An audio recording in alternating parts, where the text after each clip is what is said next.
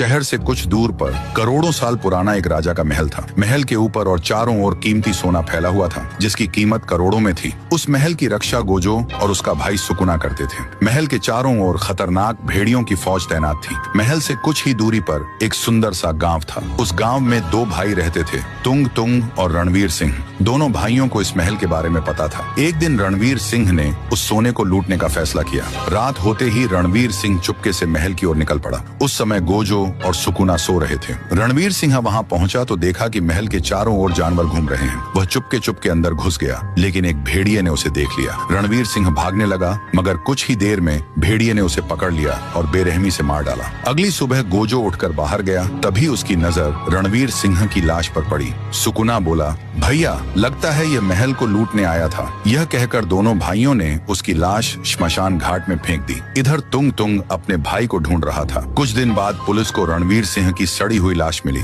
तुंग तुंग अपने भाई की लाश देखकर बहुत रोया और उसका अंतिम संस्कार कर दिया। अगले दिन गांव के दो नटखट बच्चे राय स्टार और ज्ञान खेलते खेलते ताजमहल के पास पहुंच गए। तभी राय स्टार की नजर रणवीर अंकल की फोटो पर पड़ी। वह दौड़कर तुंग तुंग अंकल के घर गया और सारी बात बता दी। तुंग तुंग समझ गया कि जरूर भेड़ियों ने उसके भाई को मार दिया होगा। उसी रात तुंग तुंग ने ताजमहल का सारा सोना लूटने का फैसला किया। रात होते ही वह अपनी जादुई तीर लेकर महल की ओर निकल पड़ा। ताजमहल के पास पहुंचकर उसने एक ही तीर से ऊपर छलांग लगा दी। जल्दी जल्दी उसने सारा कीमती सोना लूट लिया और वहां से निकल गया। अगली सुबह गोजो सारा सोना गायब देखकर हैरान रह गया। उसने अपनी रहस्यमयी शक्ति से पिछली घटनाएं देख ली। आगे क्या हुआ, इसका पार्ट 2 जल्द आ रहा है।